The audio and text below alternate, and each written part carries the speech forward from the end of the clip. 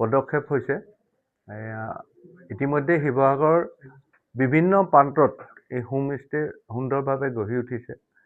যিখিনি ব্যৱস্থা কৰিছে এটা সুন্দৰ এটা ব্যৱস্থা, য'ত খুব কম খৰচত 1500 টকাৰ ভিতৰত তেওঁ ইয়াতে আনহাতেদি খোৱাৰ খৰচটো যিটো বাকী হোটেলত লাগে সেই বস্তুটো ইয়াত নালাগিব।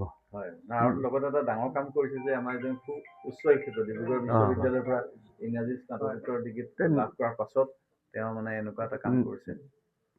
শিক্ষিত এজন যুৱকে স্থানীয়ভাৱে যিটো তেওঁ ব্যৱসায় গঢ়িব বিচাৰিছে, এইটো এটা সুন্দৰ পদক্ষেপ হৈছে।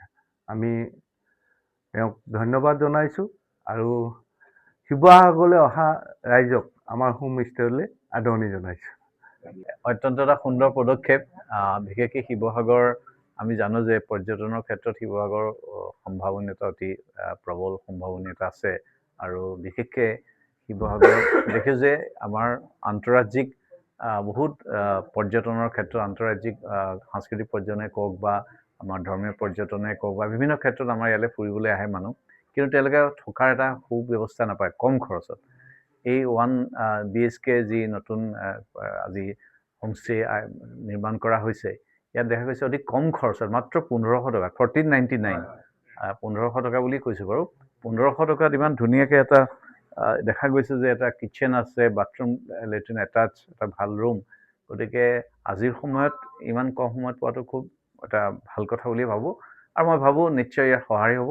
আৰু মই আহ্বান জনাম যাতে ইয়াত বিশেষকৈ আমাৰ ছ'চিয়েল মিডিয়াৰ যোগেদি বিভিন্ন আমাৰ এটা মাধ্যম আছে যাৰ যোগেদি আমি জনপ্ৰিয় কৰিব পাৰোঁ।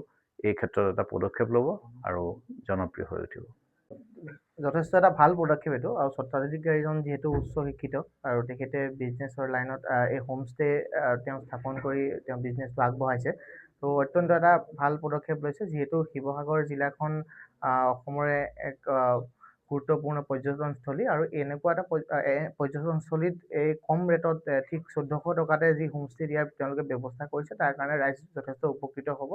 আৰু সকলোকে আহ্বান জনাম বা শুভেচ্ছাও জনাইছোঁ, তেওঁক সঁহাৰি দিয়ক আৰু তেওঁ হোমষ্টে আগবাঢ়ি যাওক। ইয়াচিনে আজি যিটো কাম হাতত লৈছে অতি প্ৰশংসনীয়।